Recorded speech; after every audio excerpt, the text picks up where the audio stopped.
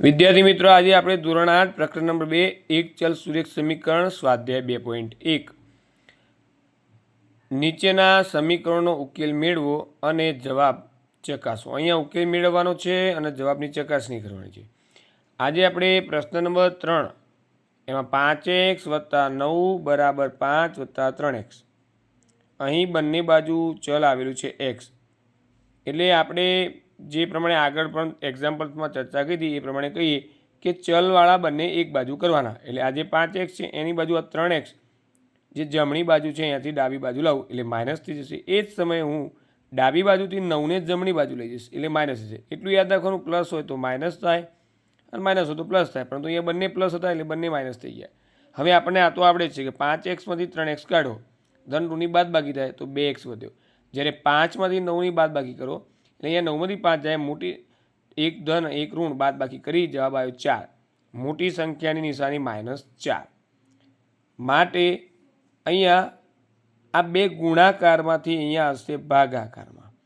આ બે ગુણાકારમાંથી ક્યાં આવશે? અહીંયા 4ની નીચે -4 નીચે ભાગાકારમાં આવશે એટલે અહીંયા ઉડશે 2 દુ 4 માટે x બરાબર -2, એટલે કે અહીંયા આપણે ઉકેલ xની કિંમત મળશે, ચલની કિંમત -2।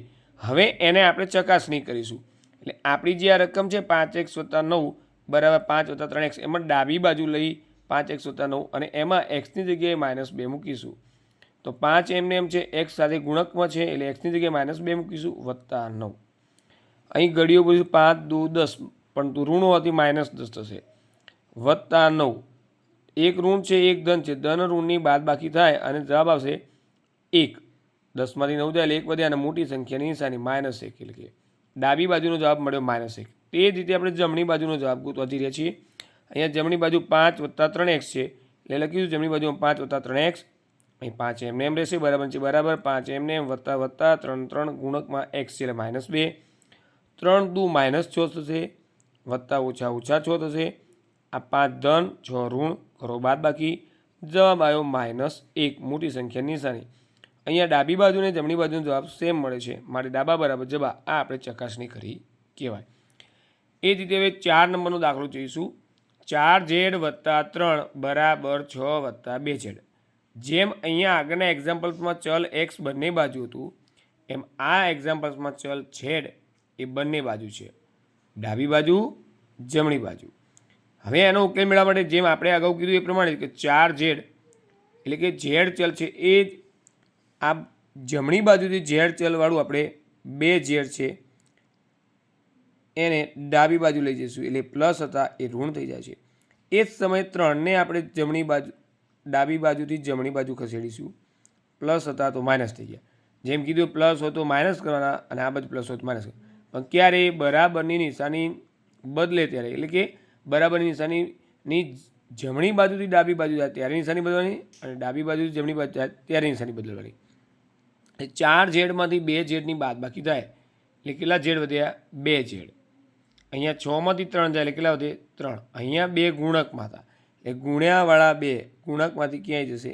ભાગ્યામાં। અહીં કઈ નિશાન ન એટલે ગુણક કહેવાય, ગુણ્યામાંથી ભાગ્યામાં એટલે 3/2 z બરાબર 3/2, એટલે કે અહીંયા આપણા ચલનો ઉકેલ ચલ z છે એનો ઉકેલ 3/2 મળે છે। હવે એની હું ચકાસણી કરીશ।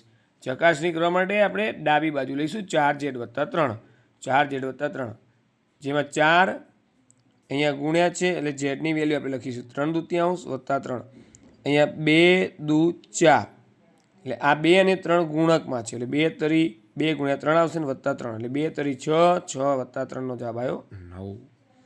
જેમ ડાબી બાજુનો ઉકેલ 9 આવ્યો એમ જમણી બાજુનો પણ આપણે ઉકેલ મેળવીશું। જમણી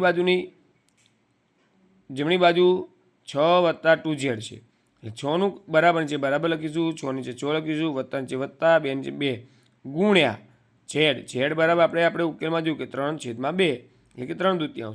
અહીંયા 2 2 ઉડી જાય છે, અહીંયા 2 2 1/2 છે એની અંશમાં એટલે ઉડી ગયા। અહીંયા કોણ વધ્યું? 3। આ 6 તો એમને માં જ આવ્યા, વત્તા એમને માં આવ્યા 3, 6 અને 3નો જવાબ શું આવ્યો? 9। આમ ડાબી બાજુ બરાબર જમણી બાજુ મેં ચકાસણી કરી અને ડાબા અને જબાનો જવાબ સેમ આવ્યો।